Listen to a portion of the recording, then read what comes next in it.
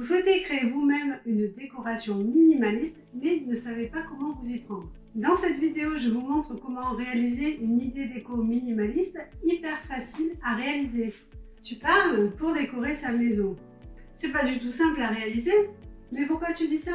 Parce que j'ai galéré, le résultat est tout pourri. Et bien justement, regardons ensemble comment réussir sans difficulté une décoration minimaliste. C'est parti!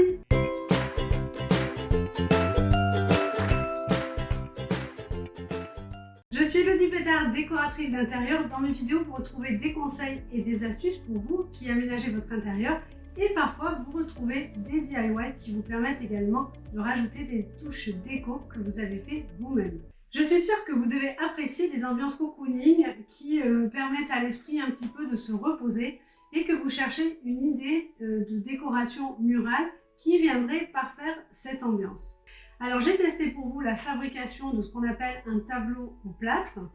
Mais attention, il y a des pièges à éviter sans quoi votre décoration murale sera un vrai désastre. Je confirme. Dites-moi en commentaire si vous aussi vous avez déjà raté la réalisation, la fabrication d'une décoration murale.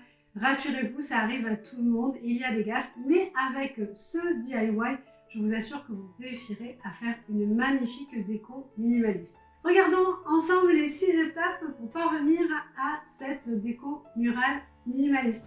Achetez une toile neuve ou prenez une toile que vous allez recycler. Dans ce second cas, il vaut mieux fixer le fond avec du papier peint par exemple, car sinon on peut avoir des remontées de couleurs à travers l'enduit que l'on va mettre. Surtout d'ailleurs s'il s'agit de feutres qui ont été utilisés sur la toile, c'est une véritable catastrophe.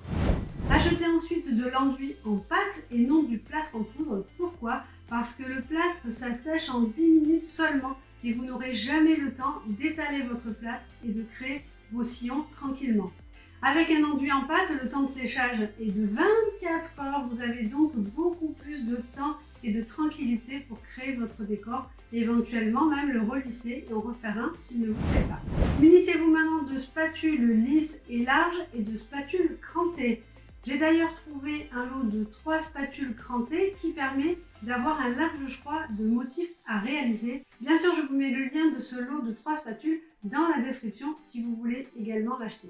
Appliquez l'enduit en couche assez épaisse sur toute la surface avec une spatule lisse. Pour une toile de 40 sur 30 cm, j'ai utilisé quasiment 1 kg d'enduit, à adapter donc à la taille de votre toile.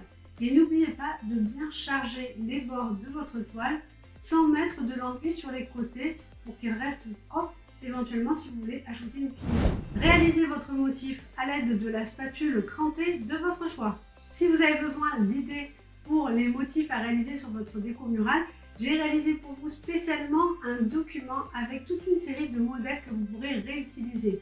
Je vous ai mis également des possibilités de tableaux doubles ou de triptyques avec des motifs justement qui se suivent d'un tableau à l'autre. Alors téléchargez-le, je pense que certains vous inspireront. Laissez sécher, ici donc c'est 24 heures comme c'est indiqué sur le pot de l'enduit et vous devez le faire sécher dans une zone à 18-19 degrés, donc pas trop chaud pour éviter la formation de craquelures. Surveillez et si besoin, à l'aide d'un petit pinceau trempé dans de l'eau, vous pourrez toujours les faire disparaître avant le séchage complet de l'enduit. Et hop, c'est déjà fini! Sur un meuble coloré, le tableau tout blanc se suffira à lui-même. Par contre, si vous êtes sur un mur blanc, il sera intéressant, mais cela reste une option, de rajouter un cadre avec des baguettes en bois que vous allez couper à 45 degrés pour un résultat beaucoup plus net.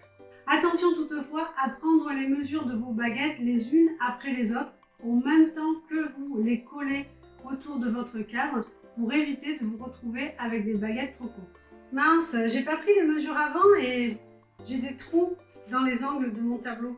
Et vous pouvez coller ensuite vos baguettes à l'aide de colle à bois ou de pistolet à colle. Le pistolet à colle permettra une prise beaucoup plus rapide.